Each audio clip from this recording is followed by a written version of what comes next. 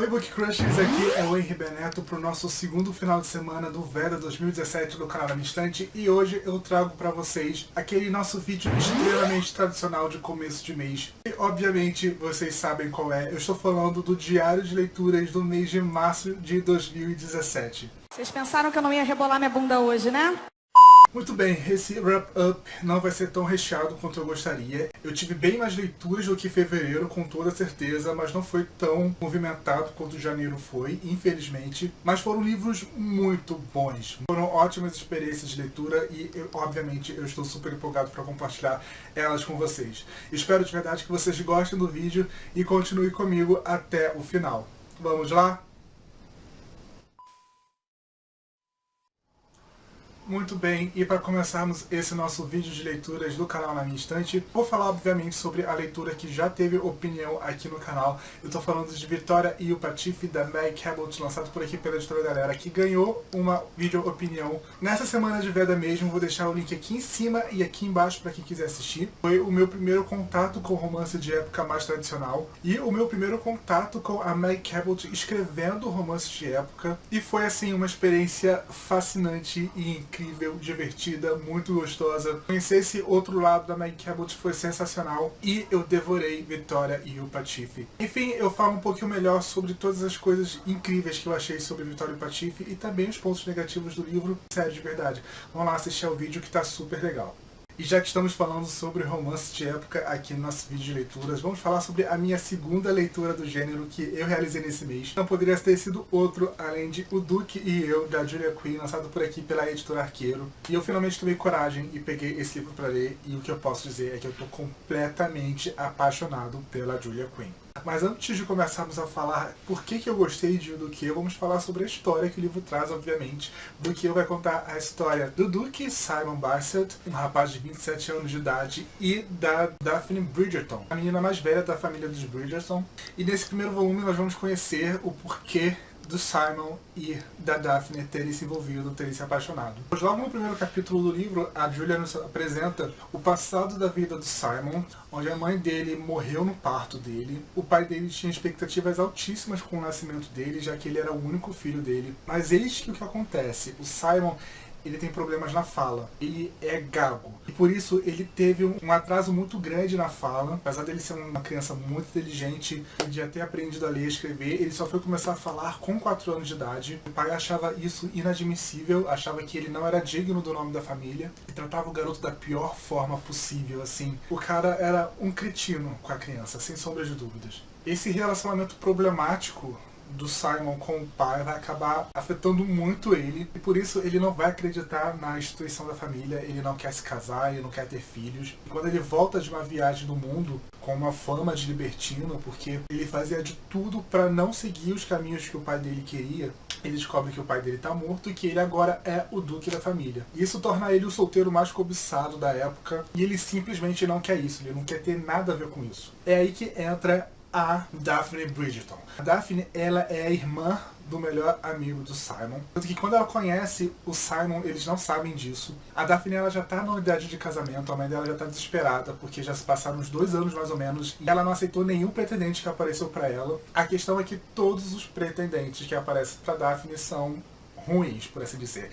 E a Daphne tá meio que cansada disso, até que numa festa ela acaba conhecendo o Simon. Existe uma química enorme entre os dois. O Simon meio que dá uma de libertino pra cima dela, só que aí ele descobre que ela é nada mais nada menos do que a irmã do melhor amigo dele. Então isso meio que cria uma barreira ali, e ele fala, pô, eu tô gostando dela, mas eu não posso gostar assim. Ele acaba percebendo esse problema da Daphne com os pretendentes, e ele meio que propõe a ela um acordo dele fingir cortejar ela, ele ser o pretendente dela pra toda a sociedade, o que iria atrair pretendentes muito melhores, já que afinal, se um duque está olhando para essa menina, obviamente ela deve ser algo muito maravilhoso. Sim, pensamentos da época. E obviamente ele estaria pulando fora essa necessidade de ter que ficar evitando festas por causa dessas meninas com idade de casamento e dessas mães que empurram essas meninas para ele. Ele não quer nada disso, e ele acredita que estar nessa farsa com a Daphne vai ser uma boa condição para os dois. Mas obviamente um vai estar interessado no outro, um vai ter atração no outro, então essa é uma ideia ideia de Jerico do começo ao fim e logo se mostra uma ideia péssima.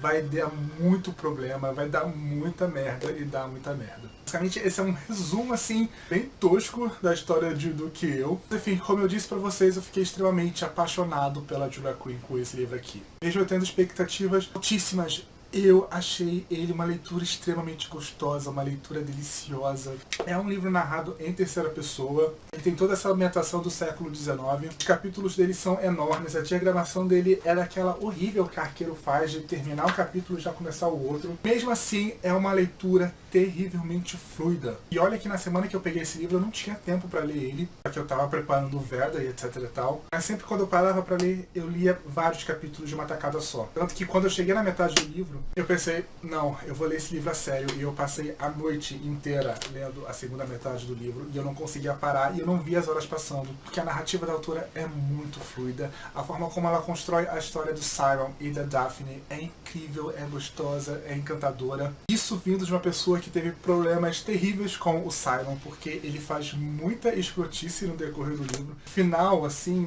no clímax da história, ele faz uma canalice, que não tem outra palavra pra dizer além de canalice. Me deu muita raiva dele, mas a grande diferença do Simon para outros mocinhos babacas que temos por aí é que quando ele erra, ele sabe que tá errando e que ele tá sendo babaca. Então isso pra mim já é um passo pra redenção, apesar de não livrar ele dos pecados, obviamente. E a Daphne, apesar de não ser tão pra frentex como a Vitória da May Cabot, ela é sim uma menina à frente do seu tempo, para a época onde ela está ambientada. Ele é um livro mais sensual, sem sombra de dúvidas, já que ele vai ter uma pegada mais adulta. As cenas que a Julia Quinn descreve são extremamente divertidas. Tinha momentos que eu gargalhava alto de verdade. Sabe quando um livro faz você gargalhar de verdade? Assim, você vê e perceber, caraca, eu tô rindo alto. Foi o que aconteceu comigo com o Duque e eu. Então, assim, sem sombra de dúvidas, eu me apaixonei por esse livro. Eu dei 5 estrelas, eu tô, assim, encantado. Foi o meu segundo book crush desse ano, 2017. Obviamente, recomendo aqui pra vocês. Gente, sensacional. Eu tô totalmente apaixonado por essa série da Julia Quinn. That felt good. Not good. Brilliant.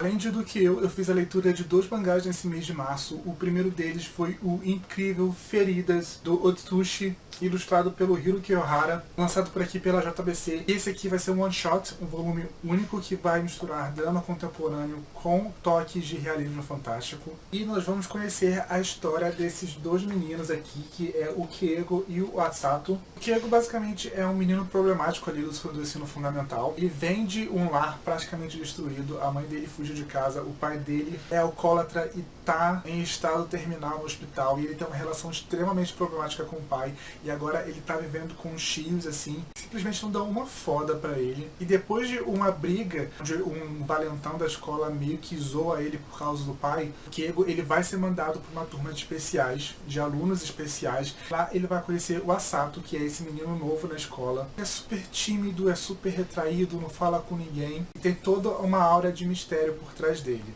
Até que um dia, o Kiego e o Asato ficam por último na sala, depois da hora da escola. O Kiego, ele tem um dom muito grande para fazer objetos de madeira e ele acaba se cortando, é um corte muito grave. E aí o Asato vai ajudar o Kiego. Só que aí acontece algo, eu não vou contar para vocês porque não diz na sinopse, que vai trazer todo esse lado de fantasia, já que vai revelar um dom que a gente não esperava que o Asato tivesse. E a partir desse ponto, esses 2 personagens vão criar uma amizade lindíssima e os 2 vão se unir para meio que usarem esse dom do Asato com todos à sua volta. Basicamente é isso que eu posso dizer sobre Feridas, sem contar muito spoiler do livro. Ele é um mangá one shot fino, então se eu contar mais alguma coisa, com certeza eu vou acabar falando da história toda. Mas deixa eu dizer pra vocês, Feridas não é só o título do livro, é o sentimento que essa história vai deixar no leitor. Porque eu saí com toda certeza totalmente ferido dessa leitura aqui. Geralmente eu leio mangá em 1, 2 dias. Não consigo sentar e ler um mangá ou uma graphic novel de uma vez. Mas com Feridas aconteceu justamente isso. Eu peguei ele para ler e li ele em uma sentada. Quando eu percebi, já tinha passado da história, um monte de merda já tinha acontecido aqui, eu já tava chorando, pois esse aqui é aquele tipo de história que vai começar bem pra baixo, vai ter aquele ponto de felicidade, você vai ficar super feliz pelos personagens, aí quando acontece a queda vai ser funda. E a amizade desses 2 garotos, como eu disse, É lindíssima a história que o Otsushi traz nesse livro aqui, onde nós falamos sobre feridas não só do corpo, mas também como feridas da nossa alma, sabe? Todos os personagens desse livro aqui são muito machucados, principalmente o Asato e o Kiego. Tudo que essas duas crianças já passaram, assim, é de cortar o coração. E ver esses dois personagens tão machucados, se apoiando um ao outro, de forma tão intensa e tão fraternal, é aquele tipo de história que faz meio que restaurar a nossa fé na humanidade. Então, é o que acontece com Feridas. Eu me emocionei de verdade com esse mangá aqui. A história construída desses dois amigos, assim, encheu meu coração de alegria e de tristeza também, sem sombra de dúvidas. O traço dele é bem simples, mas ao mesmo tempo reflete toda a delicadeza e a poesia que o mangá traz. Eu não tive que dar outra nota para Feridas, além de 5 estrelas. De verdade, se você não conhece esse mangá, pare tudo que você está fazendo e leia esse mangá aqui, porque, nossa gente, assim, só isso que eu posso dizer. Muito amor no coração. Agora, o segundo mangá que eu peguei nesse mês de março foi meio que responsável por atrasar todas as minhas leituras do mês. Não foi exatamente o que esperava e eu acabei meio que decepcionado com essa história. Eu tô falando de O Jardim das Palavras, da Midori Motobashi, que é meio que uma novelização de um filme que tem na Netflix, do Makoto Shinkai. Eu já vi esse filme, já vou falar pra vocês depois. O Jardim das Palavras vai contar essa história desse casal aqui, o Takao e a Ukari. O Takao, ele é um adolescente, um estudante ainda, que tem o sonho de ser sapateiro, ele tem o sonho de ser designer de sapatos, é o seu maior foco na vida, e ele vai acabar conhecendo a Ukari, que é essa adulta, ela deve ter mais ou menos uns 24, 25 anos de idade. Ele conhece nesse jardim quando tá matando aula em um dia de chuva, contra essa garota que parece totalmente devastada, no meio do dia, sentada ali tomando cerveja e comendo chocolate. E ele fica muito intrigado com essa mulher, e acaba que todas as vezes que o Takao vai matar a aula nessa praça, nesse parque, e vai encontrar a Yukari. E a partir desses encontros, assim, eles vão acabar criando uma relação totalmente platônica. O Takao vai contar um pouco da sua vida pra Yukari. E meio que vai estar sempre levando ali um lanche pra ela não ficar só tomando cerveja, comendo chocolate quando ela tá ali naquela praça. E eles meio que acabam criando essa rotina de que sempre quando tá chovendo se encontrarem nessa praça. Até que no meio da história acontece uma revelação. A gente descobre que a história dos dois personagens está meio que entrelaçada ali. E isso vai mudar toda a dinâmica do relacionamento platônico desses dois. Basicamente é isso que eu posso falar sobre o Jardim das Palavras sem contar muitos detalhes. Esse mangá aqui tinha tudo para me apaixonar por ele. O traço da Midori Motobashi é incrivelmente lindo. As cenas elas são muito bem representadas no mangá. A história de vida dos dois personagens é muito boa, mas aí mesmo tendo essa arte incrível, mesmo tendo esse contexto que daria uma ótima história, o desenvolvimento do Jardim das Palavras foi totalmente prejudicado pelo texto dele. O texto não tem ritmo, é desconexo. Eu tinha que ler e reler uma mesma página umas 5, 6 vezes para aquela parte da história fazer sentido na minha cabeça. Mesmo tendo, sei lá, menos de 250 páginas, o que eu poderia ter lido em 2 dias, eu acabei levando uma semana para ler. Era muito difícil eu acabar pegando o feeling da leitura, era sempre muito travado. Logo depois que eu acabei esse livro aqui, me falaram lá no Facebook, esqueci o nome de quem me falou, me desculpa, que o problema de O Jardim das Palavras está na tradução que a Tokyo Pop fez para o mangá aqui no Brasil, já que todo o texto é narrado de forma poética. Eles não souberam traduzir isso para o português e acabou ficando uma tradução mecânica, uma tradução falha, uma tradução que matou o texto e matou o mangá literalmente. Isso é muito verdade, porque depois que eu terminei de ler O Jardim das Palavras, eu fui ver o filme dele que tem na Netflix. E no filme, assim, a história ficou incrivelmente tocante, incrivelmente bonita. E o mangá, sim, é um tanto quanto fiel ao filme, sem sombra de dúvidas. Ele tem umas partes ali que é meio diferente, já que o foco da ilustradora vai ser diferente do foco do diretor. Mas é basicamente a mesma história, o mesmo desenvolvimento dos personagens. A única grande diferença é que o final do filme é contado sob uma perspectiva diferente do final do mangá. E eu gostei disso, porque meio que os dois finais, que são o mesmo, se complementam. Mas assim, a tradução da Tokyo Pop matou a minha leitura de das palavras. Tinha tudo para amar esse livro aqui, mas o texto dele, assim, não tem como você ler esse livro aqui e você se identificar e você gostar, porque não é fluido, ele é travado, ele é difícil de ser lido e ficou extremamente mecânico. E infelizmente eu dei 2,5 estrelas para O Jardim das Palavras. Triste, né? Muito triste, muito triste. E agora, falando da minha leitura digital do mês de março, o livro que eu li no mês passado foi, na verdade, o segundo conto da série brasileira Steampunk, do Enéas Tavares, e foi o Solfieri e o Espectro do Casarão Sombrio. Na série brasileira Steampunk, o Enéas Tavares vai pegar personagens de livros clássicos da literatura brasileira e vai trazer para um universo steampunk nacional, que vai misturar ali ciência com magia, aventura e histórias policiais. E toda essa mistura dá super certo. Eu fiquei extremamente fascinado no primeiro conto, e nesse segundo conto eu só vi o quanto o universo que o Enéas Tavares criou é incrível. Diferente do Bento Alves, o Assalto ao Templo Positivista, onde a narração é feita de forma epistolar do Bento Alves, escrevendo basicamente uma carta de amor para o seu namorado de infância. Se você leu o Ateneu, sabe exatamente quem é. Em Solfieri, nós vamos ter esse personagem de Noite da Taverna. É um cara extremamente sombrio, e que diz que tem vida eterna. Ele tem uma aparência bem jovem. Ele fala que não é um vampiro, não é um fantasma, não é um espectro, mas ele tem ali um lado, ali um pezinho ali no mal. Ele trabalha com essas coisas ocultas. E ele trabalha com ocultismos, exorcismos, essas coisas. E nesse conto nós vamos ter basicamente um exorcismo, uma missão que ele vai falar. E o livro é narrado como se ele estivesse contando pra gente em uma mesa de bar. Então você imagina que sensacional é esse texto. Apesar do texto ele ter sido muito mais fácil pra mim do que foi a história do Bento Alves, porque a voz do Bento Alves é muito mais pomposa, muito mais erudita do que do Solfieri. A história do Solfieri, ela é muito mais pesada, ela é muito mais sombria. Então, assim, eu não recomendo vocês fazerem como eu fiz, de ler de madrugada, que vocês vão ficar se cagando de medo como eu.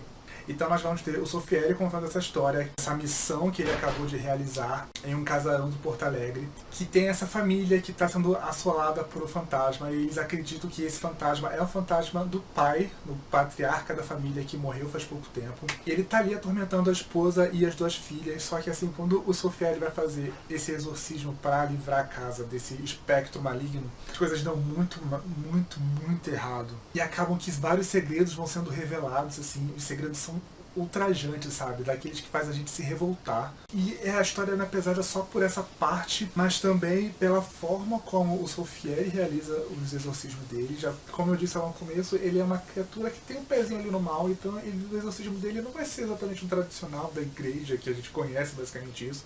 Ele vai pedir ajuda, assim, para personalidades sombrias, como eu posso falar assim. Então deixa tudo um clima muito mais pesado na história. Eu fiquei com medinho, eu não vou negar assim pra vocês que eu fiquei com medinho do livro. E mesmo assim, foi uma expansão de universo incrível, já que o primeiro livro é mais uma aventura e esse é mais um terror. Estou muito curioso para ler o romance oficial da série, já está no meu Kindle. E assim, eu bato palmas para o Enéas Tavares, porque essa série, esse universo que ele criou, inspirado em clássicos da literatura nacional, esse universo retrofuturista é sensacional. Eu dei 5 estrelas pro conto do Solfieri, e eu, assim, preciso tomar vergonha na cara e ler o romance completo que eu tenho no meu Kindle, assim, porque eu já tô totalmente fã dessa série do Enéas Tavares. Bom, pessoal, essas foram as minhas 5 leituras do mês de março de 2017. Não foi tanto quanto foi janeiro, mas com certeza foi muito melhor do que fevereiro. Enfim, se você gostou do vídeo, clique aqui embaixo gostei, compartilhe nas suas redes sociais, porque eu estou ajudando bastante ao canal e a pessoa que nos fala. Se você ainda não é inscrito na minha instante, se torne Book Crush, seja muito bem-vindo ao canal. Se inscreva aqui embaixo para estar sempre sabendo quando tem vídeo novo por aqui. Curta a fanpage da minha instante lá no Facebook, onde geralmente posto todas as novidades da semana. Eu também estou no Instagram e no Twitter. Para quem quiser me seguir, os links vão estar aqui embaixo na caixa de informações, juntos com o meu perfil para o Goodreads. E se você já leu algum desses livros, você pretende ler algum desses livros, deixa aqui embaixo nos comentários, que essa é a parte mais divertida para mim, que é conversar com vocês. Pois aqui foi o Henrique Neto para mais um vídeo do nosso Pedra 2017. Tchau, pessoal, e até o nosso próximo encontro.